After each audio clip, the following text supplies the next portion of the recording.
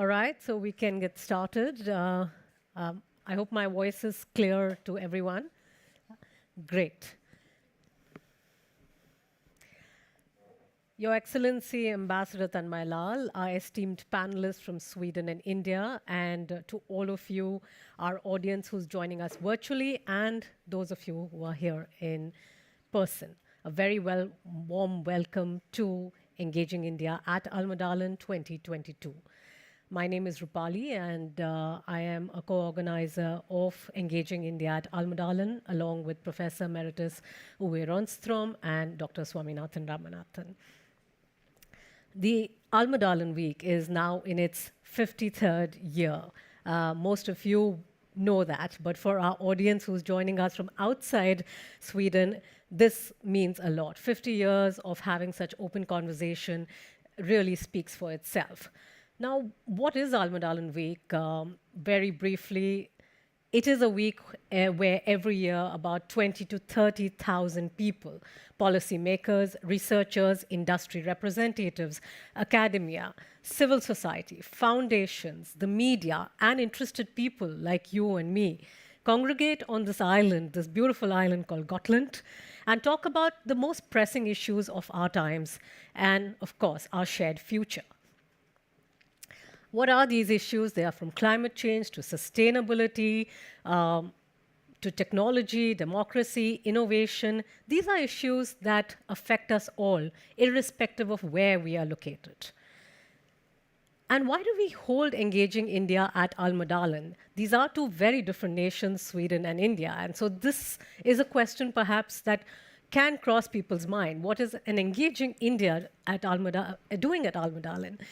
Well, it's precisely for this reason that we have an Engaging India at Almedalen to engage, to talk, to interact, to open our minds and our hearts to each other, to think about diverse perspectives, to learn from each other, to ask questions, explore new issues, co-think in ways in which we can truly rejuvenate our planet.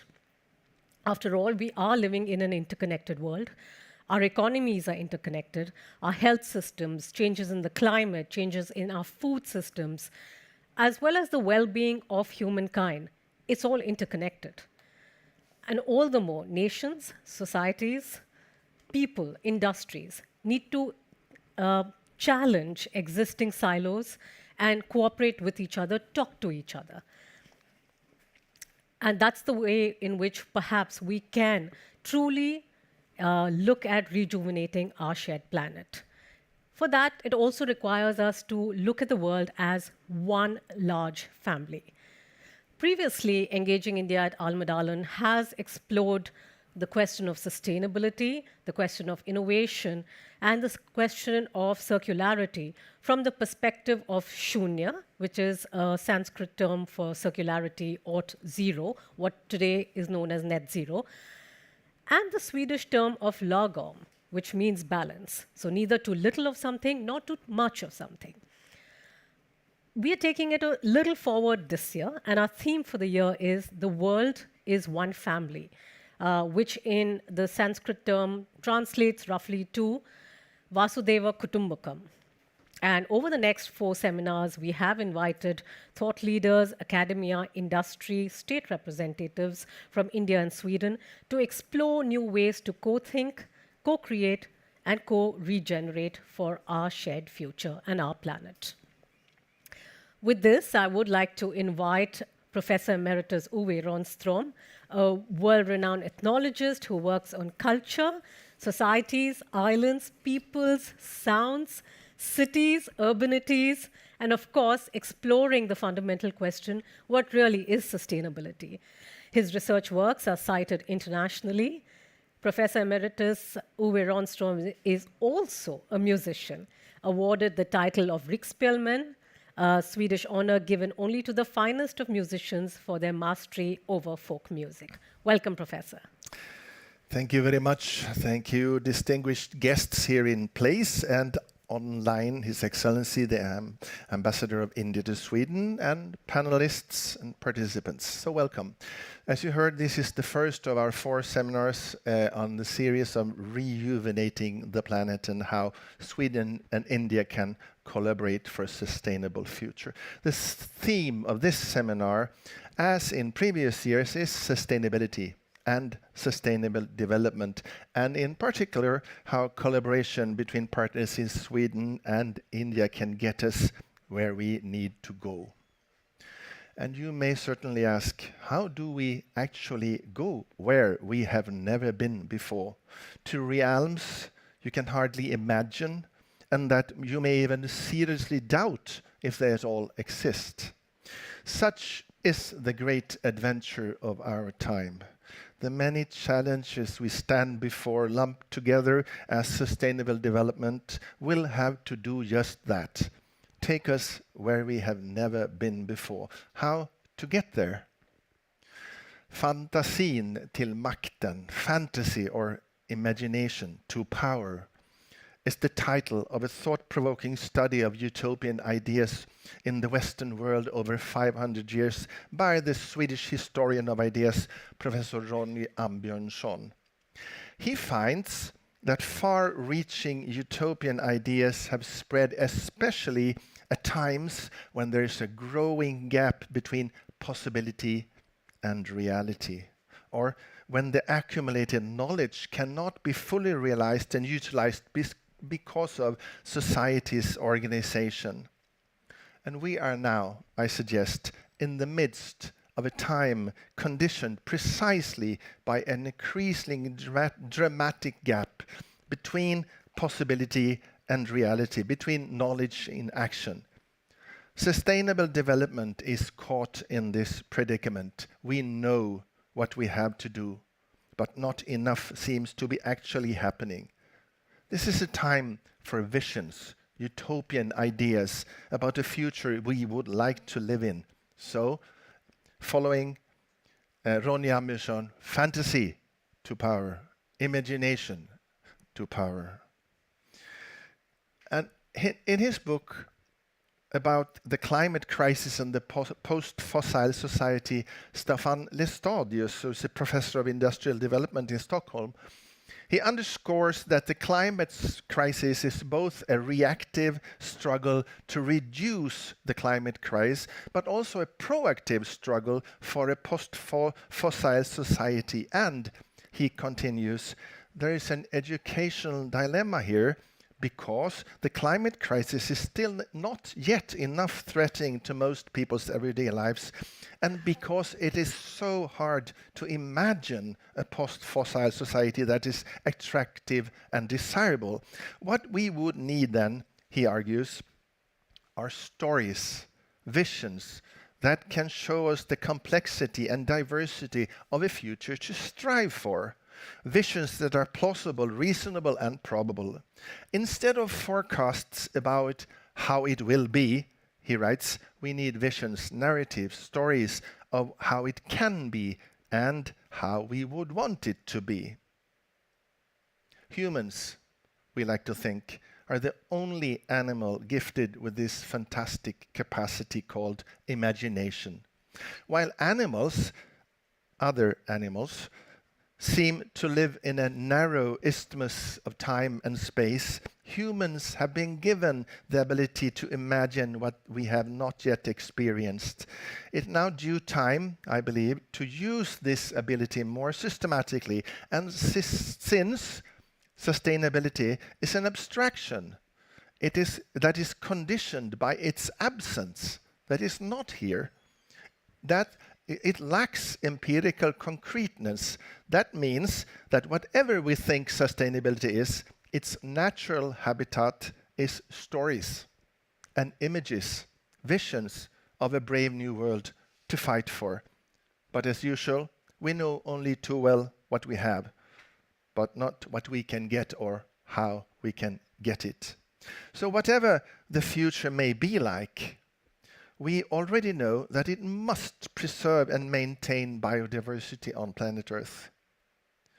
250 years ago, the great social revolutions in Europe took off from a visionary idea of a contrat social, or a social contract that would regulate the relations between individuals and society, all the responsibilities, obligations, and rights.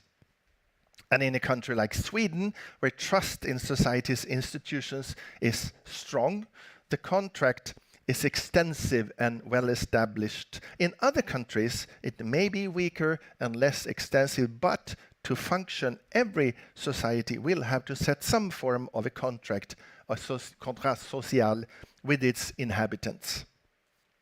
Now, the Swedish historian of ideas, Sverker Sörlin, has long pleaded for a nature contract so that we can start to make peace with the environment and refrain from using it as a shop where we can pick our goodies for our well-being without even paying. What we need, following Sverker Sörlin, is a nature contract that regulates our place on planet Earth, our relationship to the world we live in, so that biodiversity is not threatened. A core in social contracts over centuries, at least in our part of the world, have been the idea of commons, public domains open for everybody under certain conditions.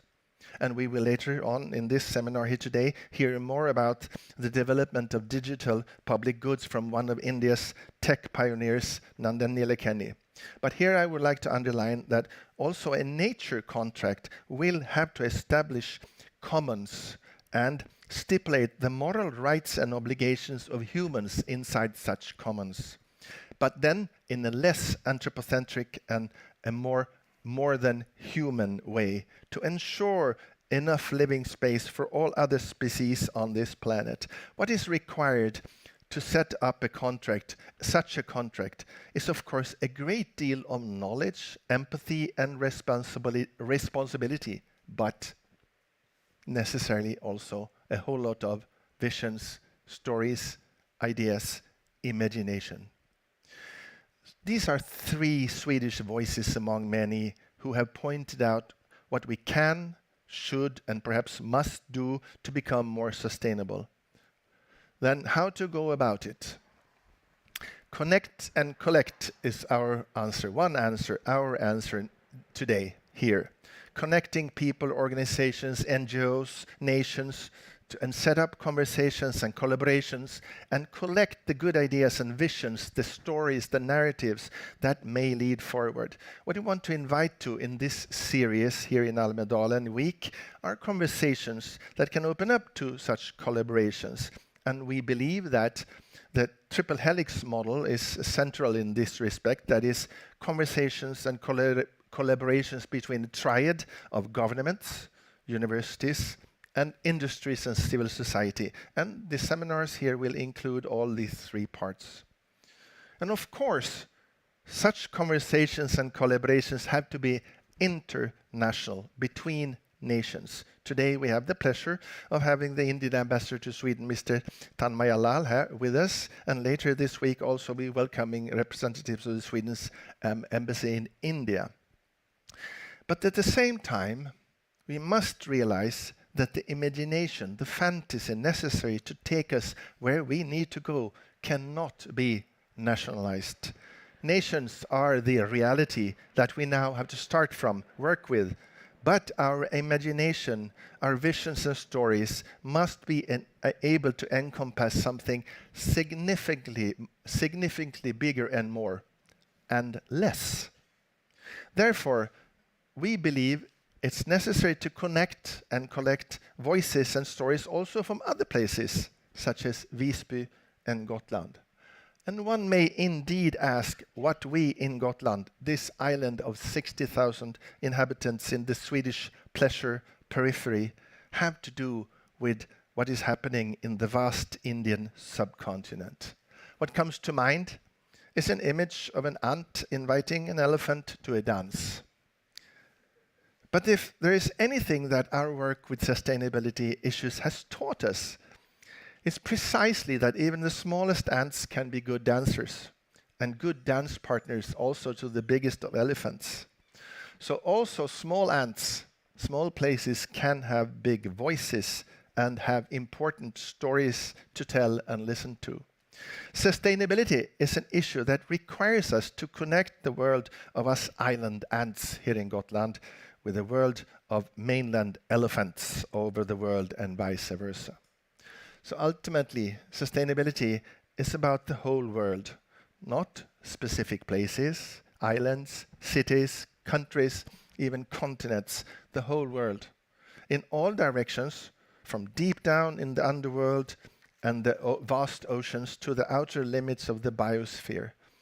In our seminars here, we have invited researchers and thinkers active on Gotland, in mainland Sweden and in India, not as local representatives, not as representatives of something, but more as visionaries, sharing with us their engagement for the world as one, as we heard, as in the famous phrase from the ancient Indian Maha Upanishad and Rig Veda, Vasudeva Kutumbakam, literally translated, entire world is a family.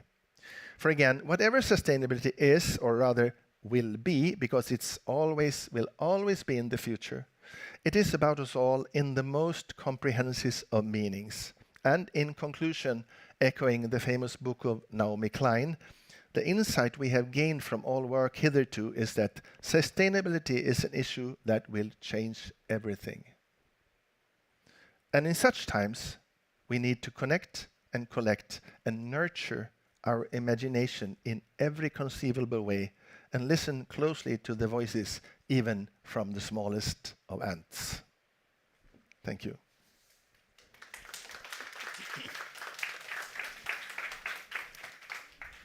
Thank you, Professor Emeritus Owe Ronström. And with that, in fact, I would like to lead to a short film that we have presented on the topics that we are speaking about and what the professor touched upon.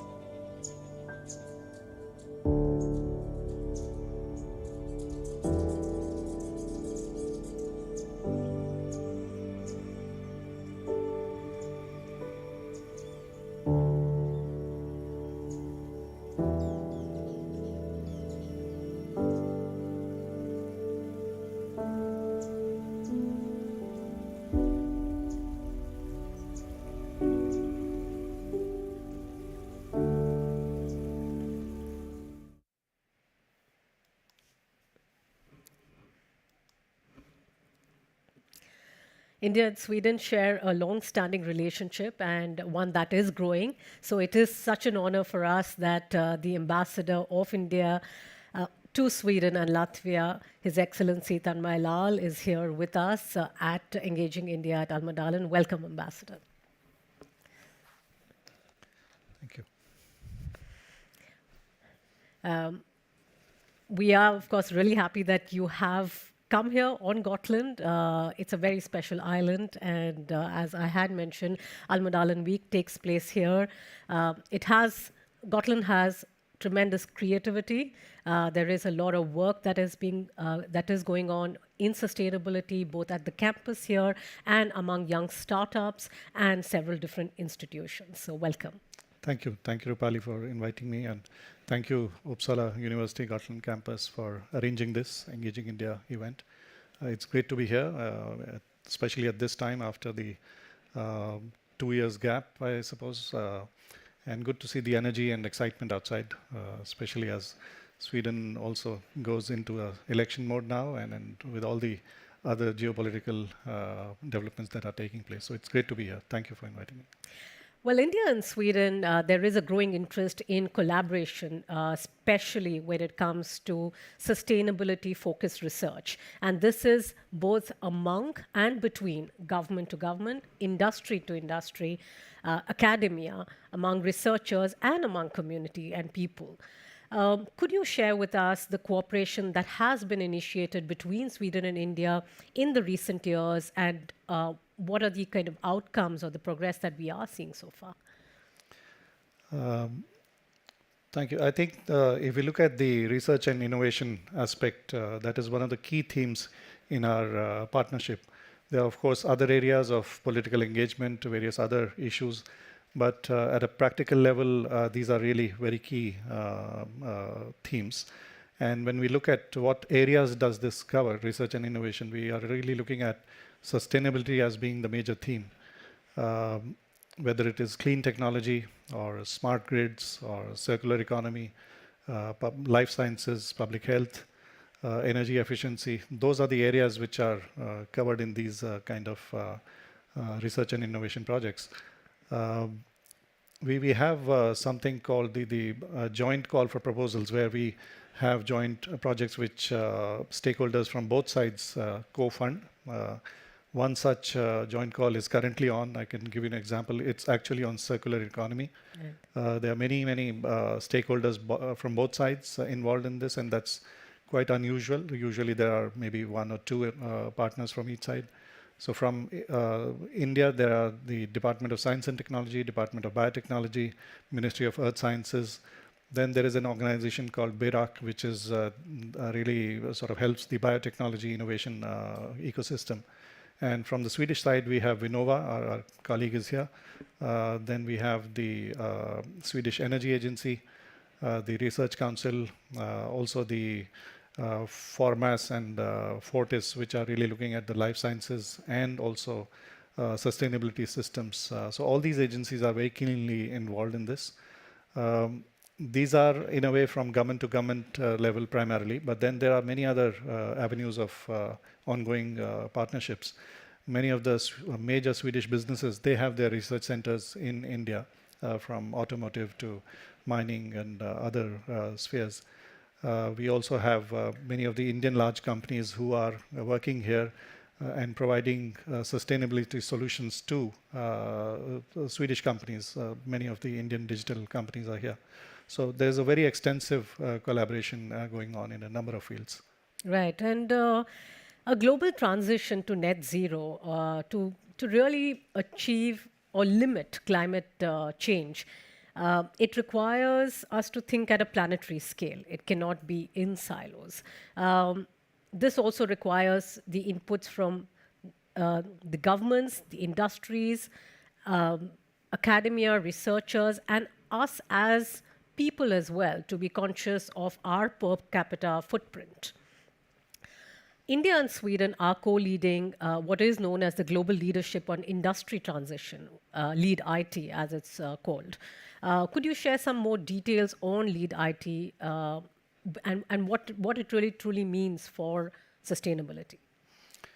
On climate action or decarbonization, India and Sweden have been a long time partners.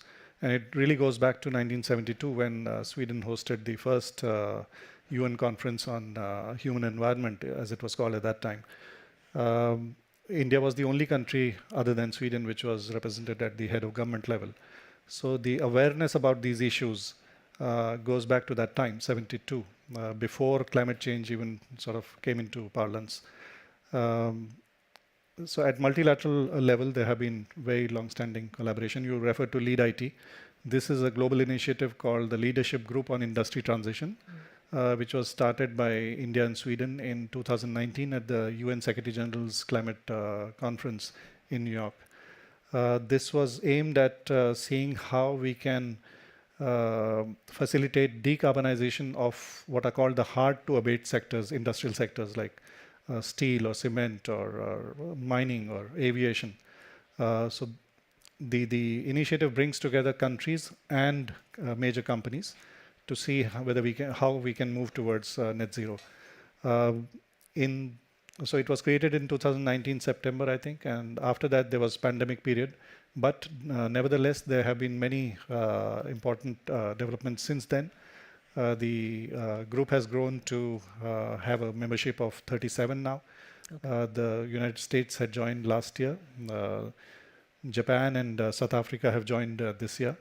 UK, France, Germany, Denmark, Finland, all are members, Austria. In terms of companies, if you look at Indian companies, the Dalmia Cement, which is a major cement company, then Mahindra Group, SpiceJet, they are members of this. From the Swedish side, again, many big companies, Volvo, LKAB, SSAB, Hybrid Steel, these are all members of that. Right. The initiative is backed by the World Economic Forum, and also the Stockholm Environment Institute is the secretariat for this. So we recently had the next ministerial, which was held a day before the Stockholm Plus 50 in in early June.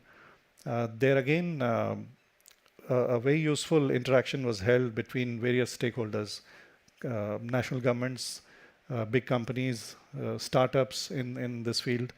The secretariat itself brought out many interesting reports. I think they are also working on seeing how the supply chains for construction and building industry work. Right. How can they be made more sustainable? Then there is, they explore the role of international financial institutions in promoting the green steel, for example, the initiatives. So a lot of good work is going on, and many partners are joining in this initiative. Right.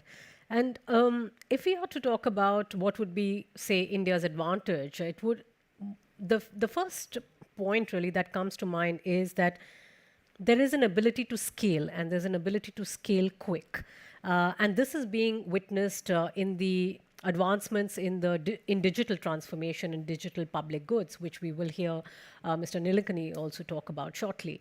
Now, what are the ways in which these technologies can benefit other nations to accelerate the attainment of sustainable development goals? Yeah, so when you talk about India, India is really 1/5 or 1/6 of humanity. It's among the fastest growing large economies. So you are seeing the scale there.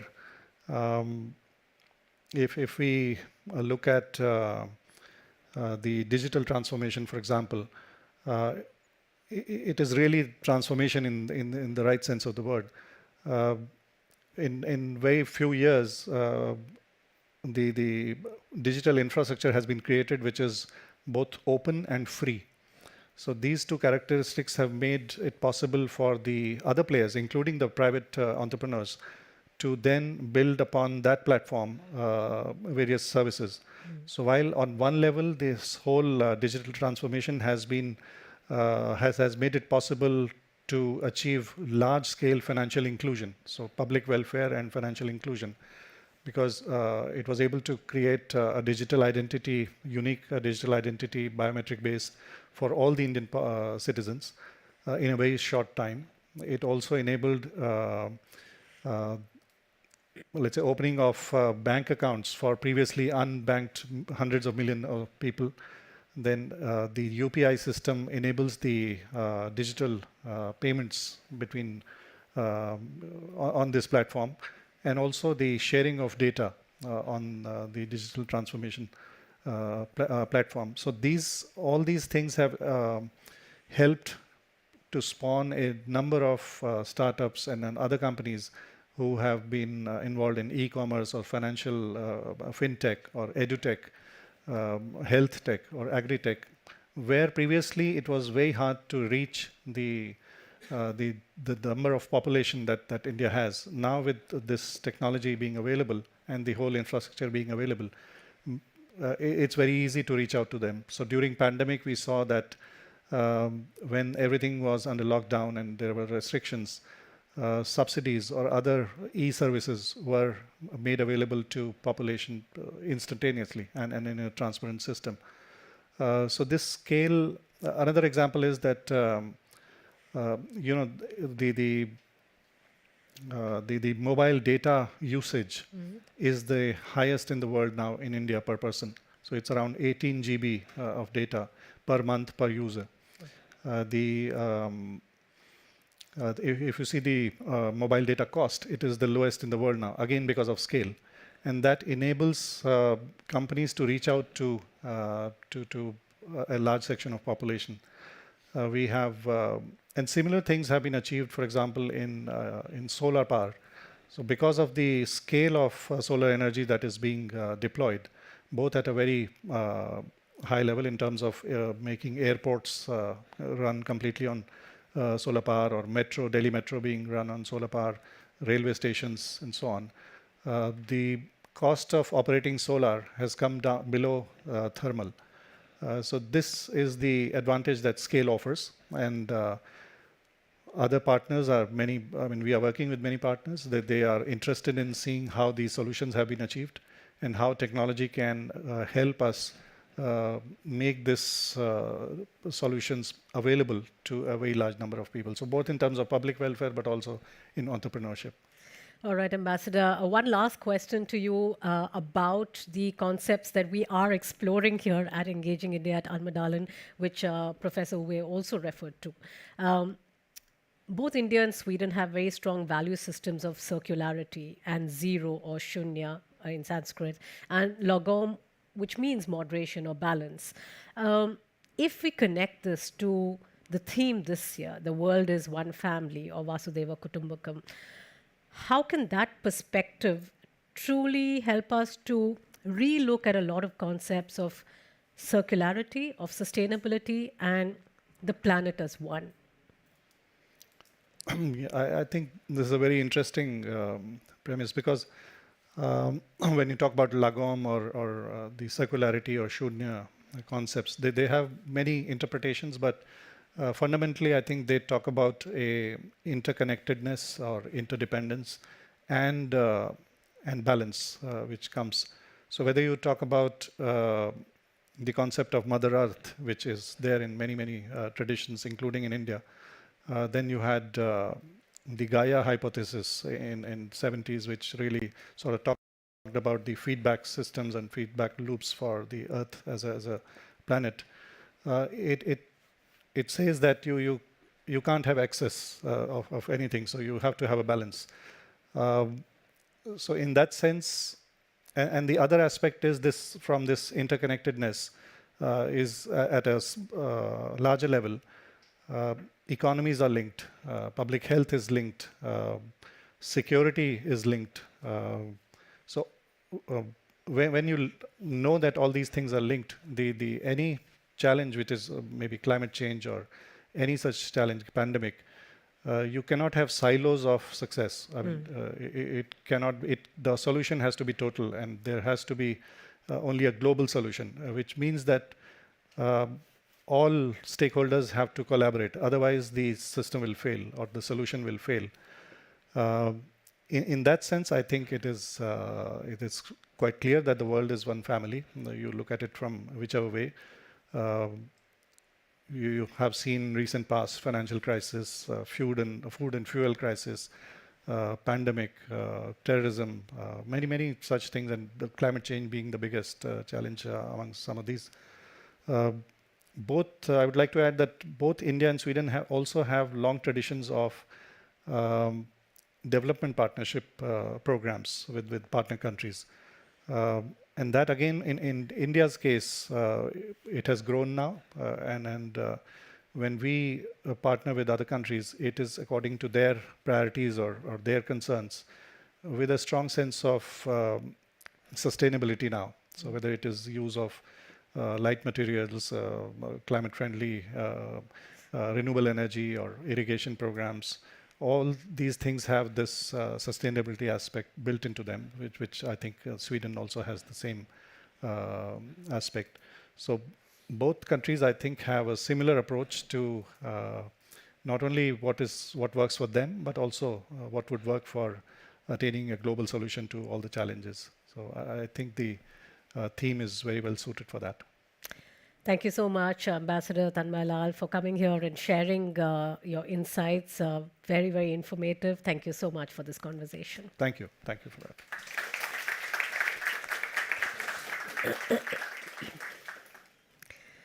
So we were talking about scale. How do we build for 1 billion people? And how do we ensure that new technologies make lives easier for a very diverse group of people? How do we innovate at what is known as population scale today? Well, there are large and complex questions, and there are no easy answers to these. However, there are, of course, thought leaders among you all, as well as in India and elsewhere, who are probing these questions and trying to resolve these fundamental challenges. Nandan Nilekani is one of them. He is the co-founder and chairman of Infosys Technologies, which is an $80 billion IT multinational. He's also the founding chairman of the Unique Identification Authority of India, and under him, India launched the world's biggest digital unique identity program to provide access to services and goods to 1 billion plus people. Mr. Nilekani is also a philanthropist and has created several non-profit efforts to create a learner-centric digital technology-based platforms to improve basic education for millions of children. He is from Bengaluru. That is one part of where I am from as well. And Mr. Nilekani graduated from the Indian Institute of Technology, Bombay, and has also been named as Asia's businessman by Fortune magazine. He's among the 100 most influential people by Time magazine, and he's also had the honor of the second highest civilian honor that is bestowed in India, the Padma Bhushan. I spoke to Mr. Nandan Nilekani on the eve of Almedalen Week on digital public goods, what they are, and how they help citizens with better access to services. Welcome to Engaging India at Almedalen, Nandan Nilekani. And thanks a lot for joining us all the way from Bengaluru, India, right here on the island of Gotland in Sweden. My first question to you is, you've been a strong advocate of digital public goods as a lever for better access of public utilities for citizens. In India, how are digital public goods providing this access? Thank you, Rupali, and it's great to be speaking at Engaging India at Almedalen and in the presence of Ambassador Lal and all the other distinguished participants. Digital public goods, in my view, is a very important strategic initiative for nations to provide equitable societies as well as economic growth for all its citizens. And India, it's been a journey I've been involved with for the last 13 years when I first joined the government of India to become the chairman of the Unique Identification Authority of India to build the Aadhaar platform, which has given digital identity to 1.3 billion people. Subsequently, India has built a range of digital public goods, including Aadhaar and UPI, and these are transformational things. And I believe that every country needs to do that to advance its society in a world where we're becoming increasingly digital in our society, in our economy, and in our lives. Perhaps the genesis of digital public goods began about 13 years ago with the mission to enable digital identification for 1 billion plus people. And that was with the Aadhaar card, which is a 12-digit unique identity system. It has been called by the World Bank as the most sophisticated ID program in the world. In Sweden, and for our audience here as a reference, it is similar to the 10-digit ED code that we use here. As its architect, could you please share how the unique digital ID, the Aadhaar card, has laid the foundation for digital public goods to be stacked upon it? I think that's a great question. I think, yes, it's an ID number, but what's important is that it's designed as digital first from the beginning, which we could do because we are designing it in the 21st century. It is something that you can authenticate or verify online. So anywhere in the world, you can give your ID number and do a verification that you are the person you claim to be. In India, this was particularly relevant because a lot of Indians did not have birth certificates and they needed a new digital ID to be able to travel or take jobs and so on. And this is therefore a very foundational thing. But once you have the ID, you can also do what's called as KYC, or know your customer. And you can do KYC to open a bank account, get a mobile connection, buy a mutual fund, buy a pension or an insurance policy. And therefore suddenly you have access to resources. So apart from identifying yourself, you can also use it to unlock bank accounts and so on. And India has opened 700 million bank accounts in the last 6-7 years because of the acceleration possible through the electronic KYC. It's also the basis for direct benefit transfer by linking the ID or the Aadhaar number to the bank account. Governments can directly put money into people's bank account, and this has led to the world's largest DBT program in India, and that was very, very useful during the pandemic because a lot of vulnerable people got emergency money from the government directly into their bank accounts, talking about more than 100 million people. So all these technologies are essentially helping in social development, in equity, in benefit transfer, and in providing access to services for the residents of a country. That's really interesting, Nandan. And when we speak of transformation in India, we are speaking of scale. And that's something that you managed with the Aadhaar card and are now building with digital public goods. So my question to you is twofold. One, when you speak about population scale and planetary scale, could you elaborate on what you mean by that? And secondly, what is the role of the government vis-a-vis the industry, vis-a-vis the public when it comes to digital public goods and large-scale transformation? Well, first of all, let me explain what I mean by population scale. Population scale is building digital products and services where every person in a country can get equal access to.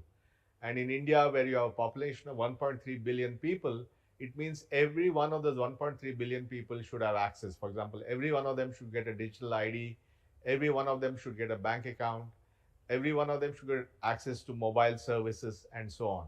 So that's about population scale. And it's not just about scale, it's also about using the latest technology, making it online, making it interoperable, making it function in a way that you can go anywhere in the country and get access and so on. Now, these are ideas which have global applicability, and therefore the question now is, if people believe that these are good ideas, how do we take them globally? And for that, recently we have set up a new organization called Co-Develop, which is jointly set up by the Gates Foundation, the Rockefeller Foundation, the Omidyar Foundation, and my philanthropies. And it's a non-profit philanthropic plan to take these technologies and these capabilities of digital goods to countries around the world, which is when it becomes a much bigger opportunity. And we very much believe that these have to be done in a way that the basic rails are provided by government, but all the innovation can happen on top of these rails, either by private companies or by social entrepreneurs. So there's a clear understanding of the difference between the role of the government to provide the basic rails and the role of innovators in the private and social sector to build on top of these rails. This is really interesting, Nandan, and I am going to pick up a few threads from your response on the concept of portability and digital public goods anywhere and anytime. And could you elaborate a bit on that? And secondly, how can the India story be replicated in other nations when it comes to building a solid foundation for digital public goods and services? Well, I think portability is very important in two ways. One is people are mobile. So for example, if I have an identity which works in the city of Patna in Bihar, and I travel to Bombay or Mumbai, it should work there. So mobility of your identity or mobility of a bank account, you can operate it from anywhere, is very important. Similarly, this portability gives you a choice. For example, when somebody receives money into the bank account, they can go to any BC in the country to withdraw money using their Aadhaar number. And that puts both convenience and bargaining power in the hands of the recipient.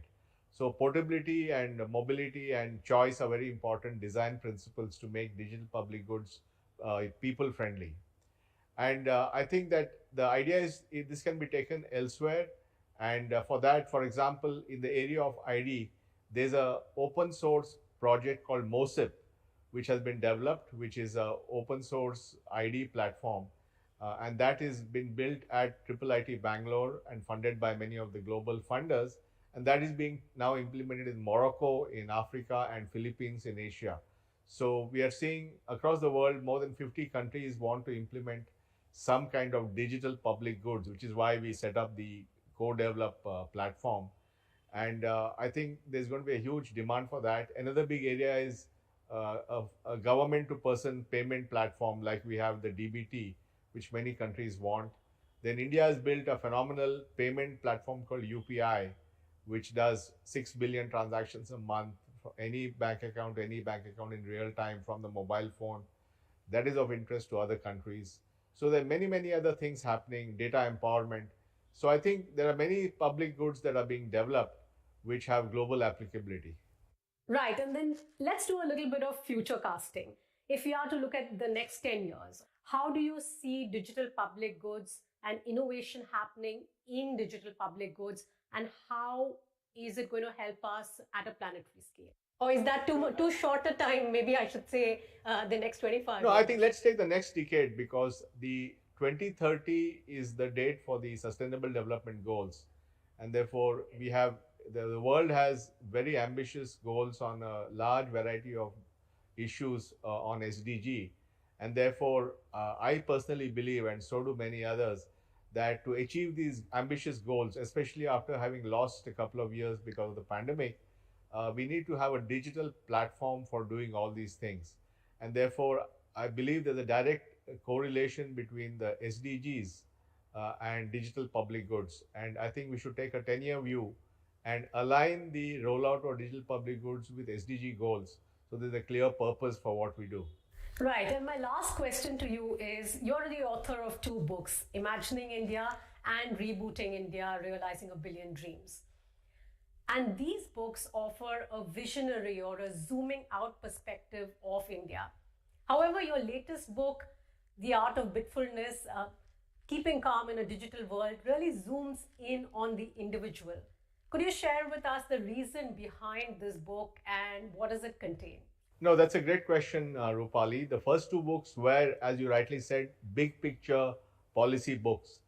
But as we embarked on this 3rd book, and my co-author is Tanuj Bhojwani, we felt that we should talk about the global policy issues, but we should also talk in context of what it means for the individual and how the individual can deal with it. So actually the book is 3 parts. One is, how did we reach this point in our digital public goods that has led to the attention economy, and how we are spending inordinate amount of time on our digital devices, be it phones or computers. What can the individual do to deal with this and cope with this and get on top of their digital environment? But the 3rd part of the book is actually policy related. It's about how do we design national and international platforms to make sure that they're more competitive and less of have the friction that we have today. So there is a lot of policy in the 3rd book also, but it's both what is good for what the individual can do, as well as what can societies do.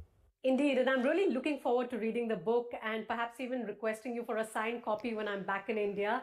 But thank you so much, Nandan Nilekani. Thanks for sharing your learnings and your insights. Swami has often spoken to me about the engaging discussions that he has had with you over the years. And for me, this has been a truly enriching experience as well. So thank you. Thank you, Rupali, and all the best for this fascinating event.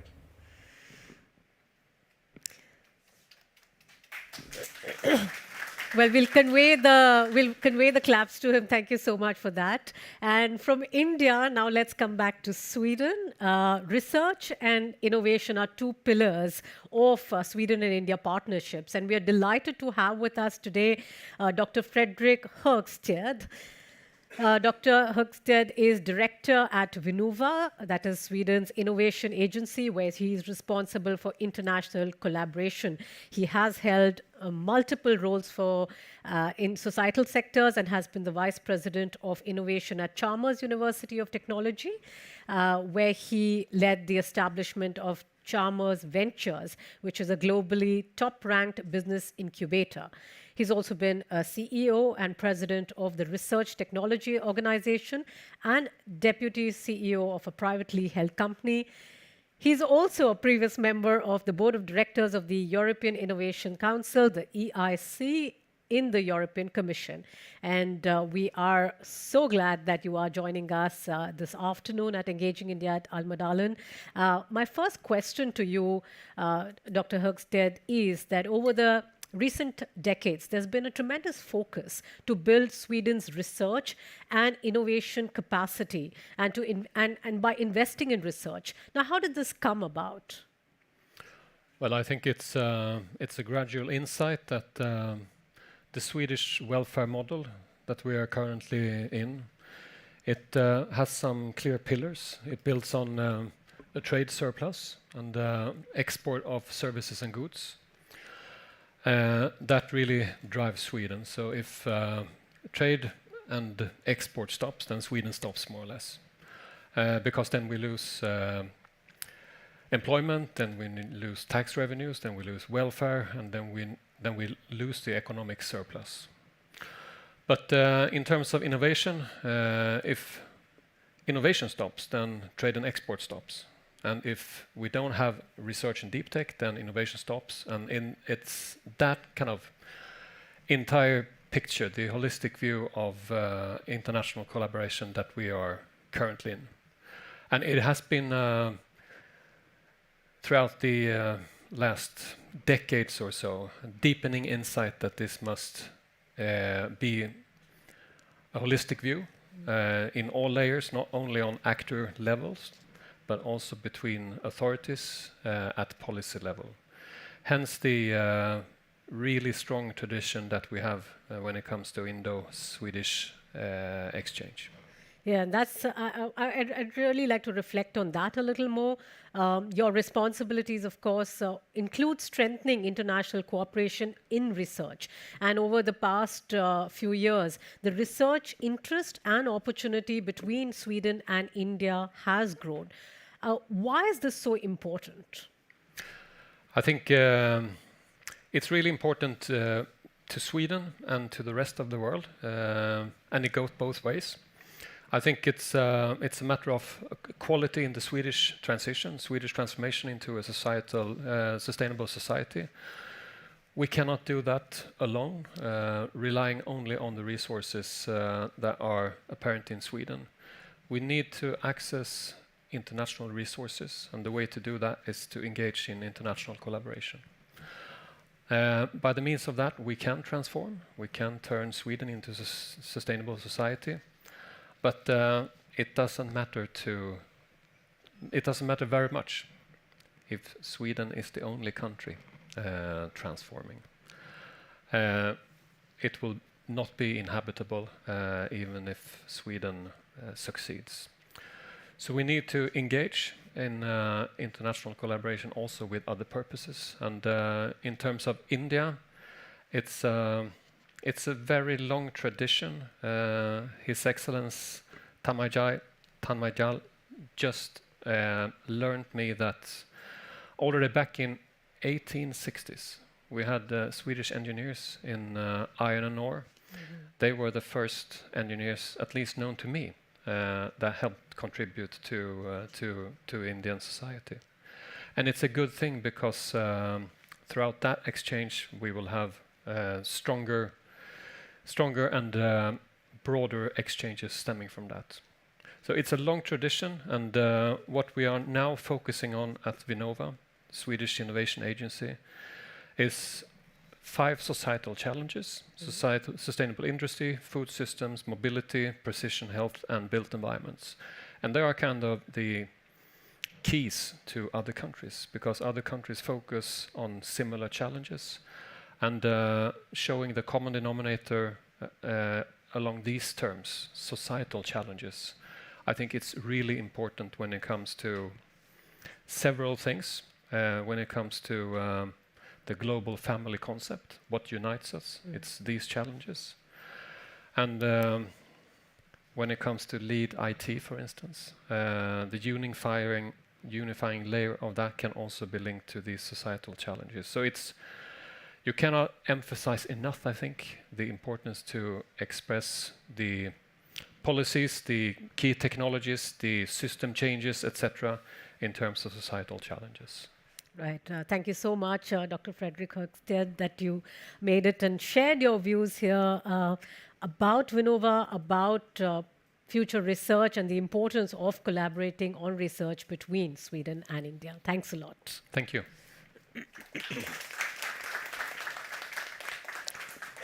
So we just have a few minutes left to wrap up, and may I call the co-organizers of Engaging India at Almedalen to wrap up this session. Swami, we'll hand over a mic to you in just a minute, but let's get Owe started first. Thank you, both of you that presented your ideas.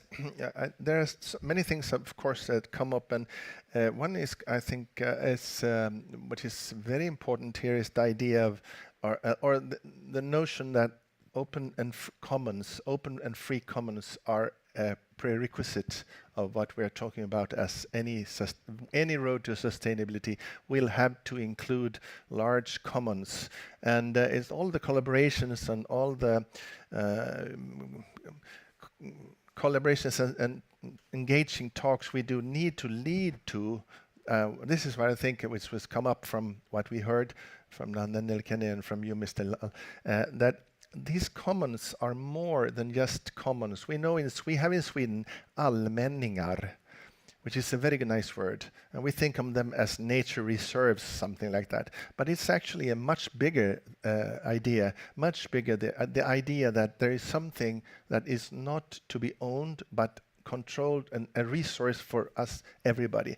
And what I've learned from you, and especially from Mr. Nilekani here, is that the connection between these open digital, in this case digital commons, and things like health and things like welfare, not only banks, accounts and so on, but roads to education and roads to civil rights, to equity. So it means that the technology here is the technology here is a resource for the more soft things that we call soft things like equity, health, and education, which sustainability actually, this is what I pick up from here, the importance of that. No, absolutely, Uwe, and I think you've summarized it very well. The one thing that I would like to pick up is that there seems to be an innate desire to go ahead and collaborate and co-develop and co-create. And if one has to go ahead and look at your example of that all man's right, right? Yes. So let's take this example of that all man's right. And all man's right comes also from a perspective of co-thinking. So it's only when you are able to go ahead and start thinking together, where you're able to bring in the diversity of perspectives into one platform, and not start from a position of strength or weakness, but go ahead and say that the world is one. We need to start thinking together in order to co-develop and co-create. I think the gap that is coming through as far as this particular session in my mind is the fact that we need to create a space for co-thinking, which by default is multidisciplinary, transdisciplinary, allows different people to come in, have their say, bring out different ideas, and then put it together. So that's where I would sort of keep it at. Yeah, and what Mr. Lal talked about is also important, that you said that a unique character of the collaborations between Sweden and India is that the number of stakeholders, the different stakeholders, the many voices that come in, that it's not a collaboration between this company and exactly the same type of company on that side. So the diversity of voices and the diversity of positions within these collaborations is truly not important, it's foundational. We need to preserve also the many types of voices to get where we must go. And to conclude, I would like to also, which came to my mind during what you were saying here, is an insight from the very first seminar we had in this series 3 years ago, maybe. It was from a colleague that said that which comes to my mind when you speak about, and also Mr. Nilekani speak about the many things that are going on all the time. He said that, he reminded us that we don't know what sustainability is, and we do not know how to do it, how to make it. We are, just going around and thinking about what to do. But in the same time, now, today, you can become sustainable manager or something. You can plan your career. Every company, every university, every government on every level, even here in Gotland, has its own sustainability something. These people will have to develop practices, and whatever sustainability could be, it is through their practices that they are implementing ideas, and this will become sustainability, whatever you think it is. And that's why the visions of persons like Mr. Nilekani and others are so tremendously important. The imagination to think about what we would like it to be, because whatever we would like it to be, it will become what now these people do through their practices. So more visions, more stories, more narratives, and more fantasy is needed. Well, thanks a lot, Professor Owe Ronström and Dr. Swaminathan, and a big thank you to Your Excellency and our other speakers and all the guests who are joining us in person and virtually. It has been fantastic that you have got, and we have actually engaged together very different perspectives coming from India and Sweden, but after all, the world is one family and we need to talk. Just a quick reminder that tomorrow we do have another session, which is at noon again at HUSD. The question that we are exploring is, what are the pathways to energy transition towards climate neutrality for Sweden and India? So all are welcome. Thanks a lot. Thank you.